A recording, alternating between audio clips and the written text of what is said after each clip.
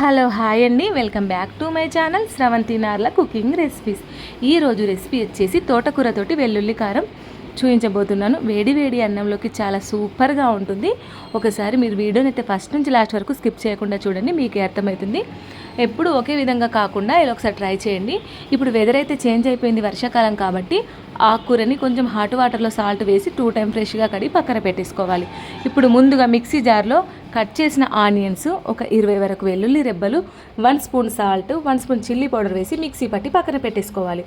ముందుగా stove on చేసి non stick కడాయిలో ఆయిల్ వేసి, ఆయిల్ హీట్ అయిన తర్వాత ఆవాలు, జీలకర్ర, శనగపప్పు, ఎండుమిర్చి, కరివేపాకు ఇవన్నీ ఒకసారి ఆయిల్లో బాగా ఫ్రై అయిపోయిన తర్వాత మనం ఇంతకుముందు మిక్సీ పట్టుకున్న వెల్లుల్లి పేస్ట్ని అయితే ఇందులో వేసేసుకోవాలి.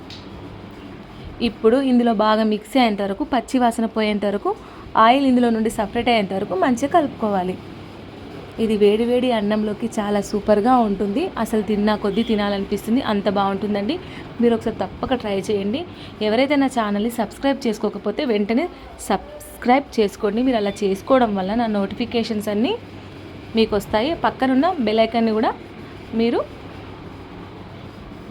ఇప్పుడు ఇలా అన్నీ దగ్గర పడిన తర్వాత 1 స్పూన్ ధనియా పౌడర్, 1 స్పూన్ జీరా పౌడర్, 1 స్పూన్ గరం మసాలా, కొద్దిగా పసుపు ఇవన్నీ వేసి ఇవి కూడా ఇందులో మిక్స్ అయ్యేంత వరకు మంచిగా కలుపుకున్న తర్వాత ఇంతకుముందు ఫ్రెష్గా కడిగిన తోటకూరని ఇందులో వేసేసి ఇప్పుడు అంతా బాగా మిక్స్ అయ్యేంత వరకు కలుపుకోవాలి. తోటకూర కూడా హెల్త్కి చాలా మంచిది. ఆకుకూరలు హెల్త్కి అయితే చాలా మంచిది కాబట్టి మనం డైలీ మన డైట్లో ఆకుకూరలను కంపల్సరీ ఉండేటట్టు చూసుకోవాలి. ఇలా ఒక 10 నిమిషాల వరకు మూత పెట్టుకోవాలి. ఇప్పుడు ఆకుకూర మొత్తం దగ్గర పడిపోయి ఆయిల్ పైకి తేలిపోయింది కదా.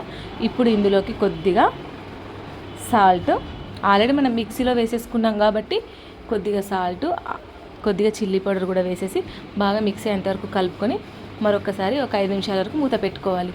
అంతేనండి, ఎంతో టేస్టీగా తోటకూర వెల్లుల్లి కారం అయితే రెడీ. దీనికి పెద్ద ప్రాసెస్ అయితే ఏం లేదు, జస్ట్ 5 మినిట్స్లో అయితే రెడీ అయిపోతుంది. పైన కొత్తిమీర చల్లేసి వేడివేడిగా తింటే చాలా బాగుంటుంది. మీరు కూడా తప్పక ట్రై చేయండి. ప్లీజ్ అండి, నా ఛానల్ని అయితే ఎవరైనా సబ్స్క్రైబ్ చేసుకోకపోతే వెంటనే సబ్స్క్రైబ్ చేసుకోండి. వీడియో కనుక నచ్చినట్టయితే లైక్ చేయండి, షేర్ చేయండి, కమెంట్ చేయండి. Please subscribe. Bye bye.